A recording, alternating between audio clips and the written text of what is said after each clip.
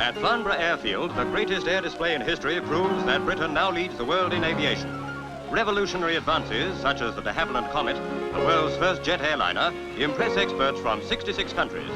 Magnificent indeed is the record of Britain's aviation industry.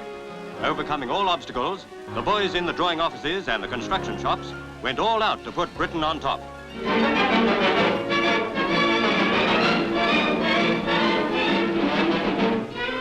Planes like this airspeed ambassador, the Bristol freighter, Short Seagull, and the Handley Page Hermes have put British aircraft years ahead of any other. The three-rotor Air Horse, making its first public flight, is the world's largest helicopter. It can carry 24 passengers or a 4-ton cargo load. Face to face with such astonishing technical advances, foreign buyers say that in future, civil airlines will rely mainly on British planes. In the military sphere, Vickers Armstrong put on show the Supermarine 510, the newest faster-than-sound fighter. Just off the secret list is the de Havilland Venom, a turbojet fighter. Also newly revealed is this Avro Delta, the paper dart plane. Its new style back-swept wings pierce the sonic barrier with ease. Now showing its paces is the Supermarine 510.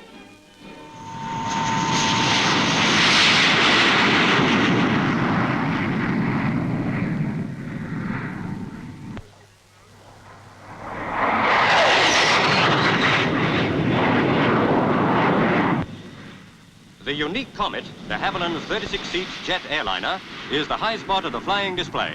American orders for this aircraft are already flocking in, and the plane will first go into operation on the New York-Bermuda run. The new Hawker single-seater fighter is next on parade with an amazing demonstration of its almost vertical climbing rate.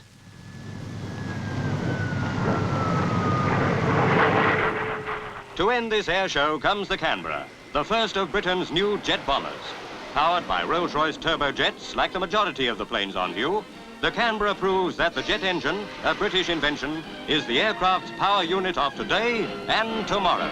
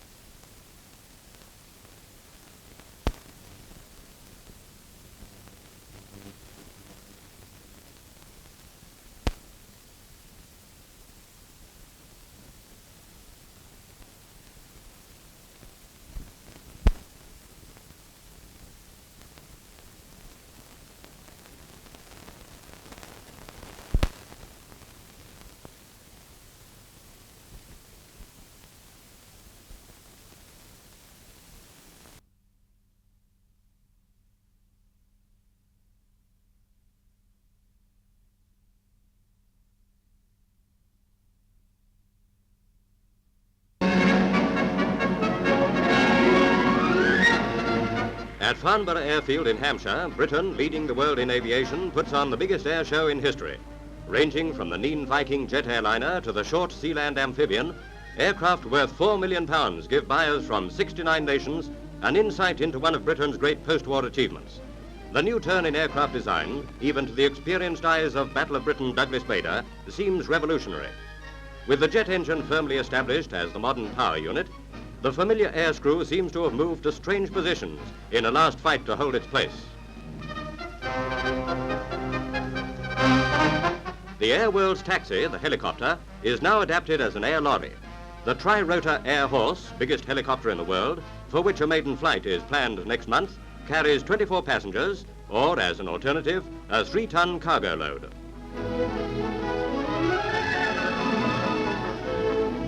In a non-stop flying show, 50 newly designed machines are put through their paces.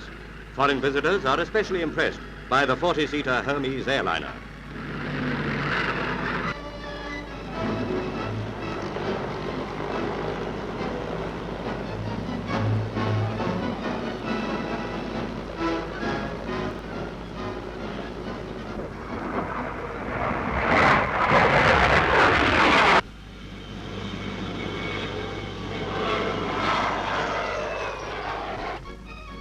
Jet engines now power the Tudors, that range of aircraft around which controversy has raged. The Tudor 8, flown here for the first time, is the world's first 4-jet airliner. Jet propulsion opens a wide field for Britain's climbing masters of the air.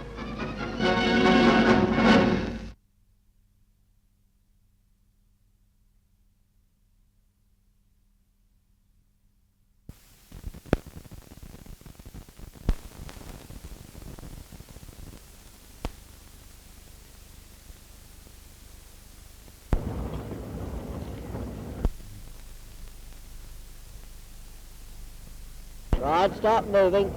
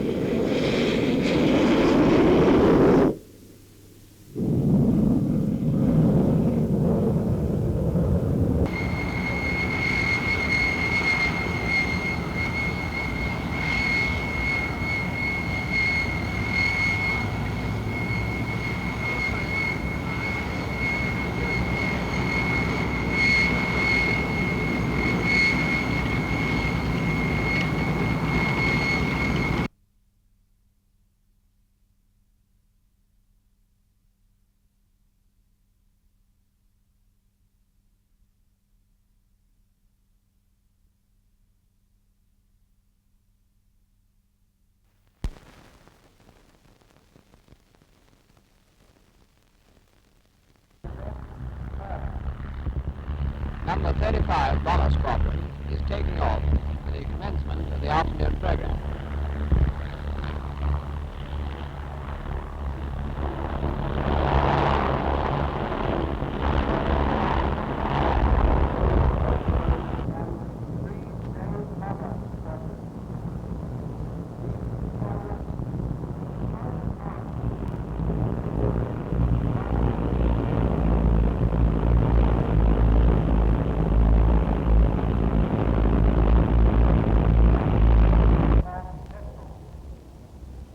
R-101, Britain's giant airship, the R-101, is flying over the aerodrome now. She's the largest airship in the world and will fly to Egypt and India in the autumn. The officers from the Central Flying School are now looping in formation.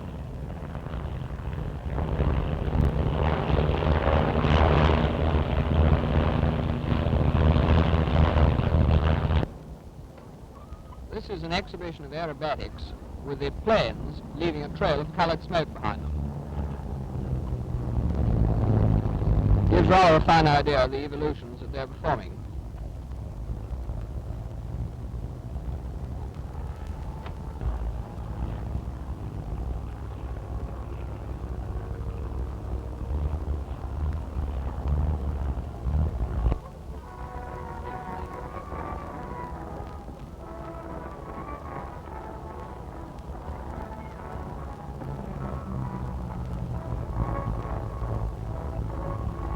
Aerobatics.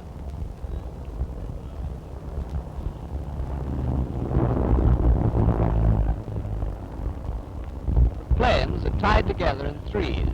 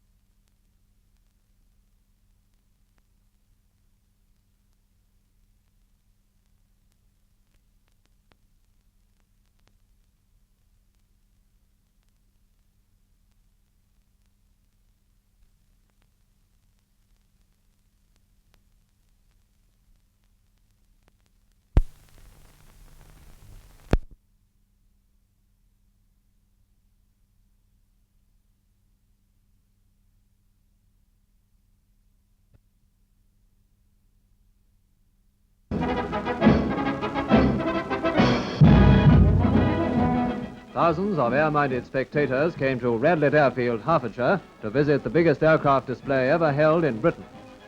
Experts from 50 countries were there too, examining every type of civil and military aircraft, including the transports which played such a great part in combined operations.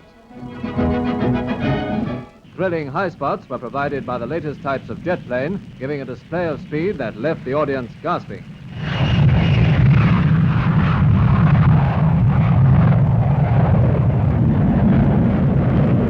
Also in action was the Flying Wing, a revolutionary design linking the present with an exciting future.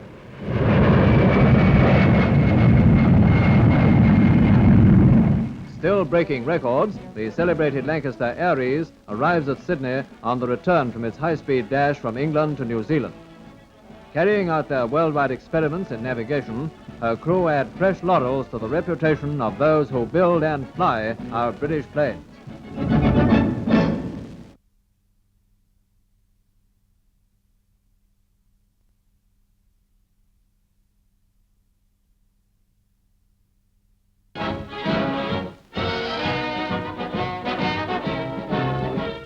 Britain's aircraft industry stages the greatest shop window display in history when an impressive 5-day show opens at Farnborough, Hampshire. Thousands of guests from more than 60 countries are thrilled by a brilliant display, and off the secret list is the Flying Triangle, the Avro 707, Britain's latest research jet plane looking like a paper dart. More foreign visitors to the exhibition are astonished at the many advances made in the course of a year. The most interested spectator is Lord Tedder, Marshal of the Royal Air Force. Let's take a glimpse at some of the exhibits in action. Here's the twin-jet medium bomber, the Canberra, particularly imposing by its beauty of line and compelling takeoff.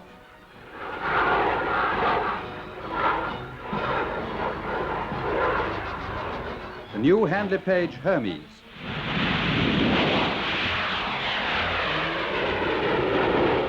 Another addition to this panorama of power in the sky, the Vickers Seagull plane. And now something different. The first public flight of the remarkable 3-rotor helicopter Air Horse.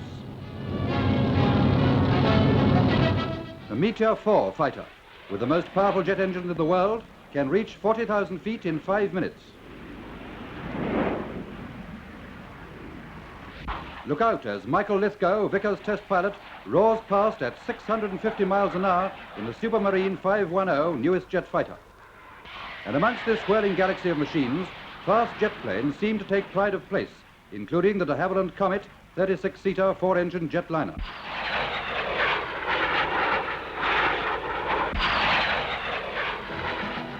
One of the latest products of British skill, the Brabazon, overshadows almost everything else, proving without a doubt that Britain now leads the world in every field of aviation.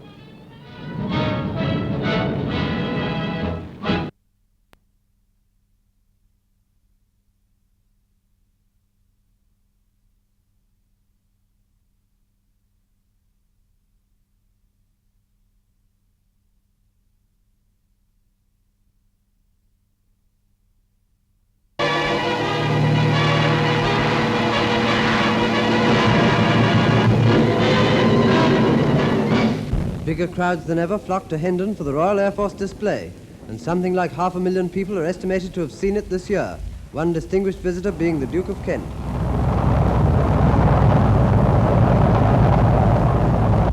One of the most popular items was the mass parachute leap from plane to ground, and I think I know why it was popular.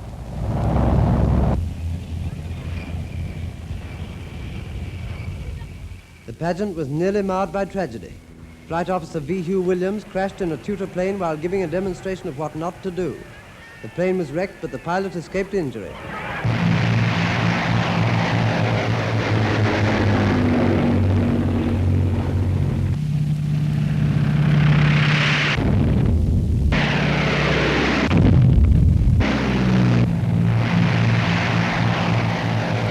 On view at the display was one of the latest marvels achieved by the Royal Air Force.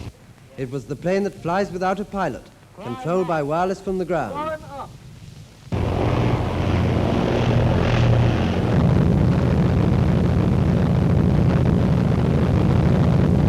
Right turn.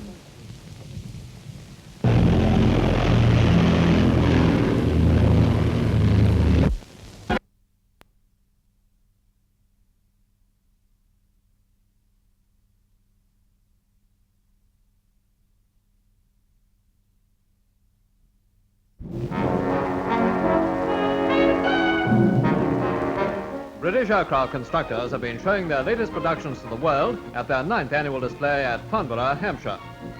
The largest helicopter in the show was the triple-rotor Air Horse, which can carry 4 tons of freight or 24 passengers and is capable of flying the Atlantic. The special front hatch makes for quick loading.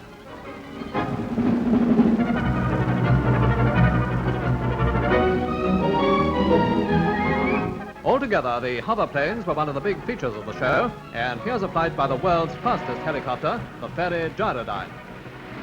Overseas buyers were also attracted by the Planet satellite, with its propeller mounted behind the tailplane. With room for 4, the satellite is designed as the family plane of the future. Jet aircraft, of course, were well represented, and this is the Tudor 8, an airliner which leads the world in design.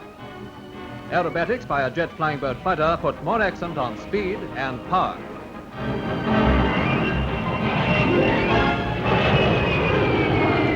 And finally, a flying wing points the way to air developments yet to come.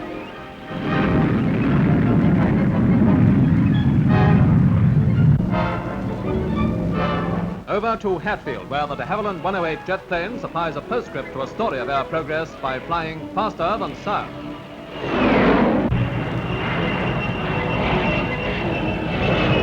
The first British plane to penetrate the sonic barrier wins fresh honours for its makers and for its pilot, Mr. John Derry.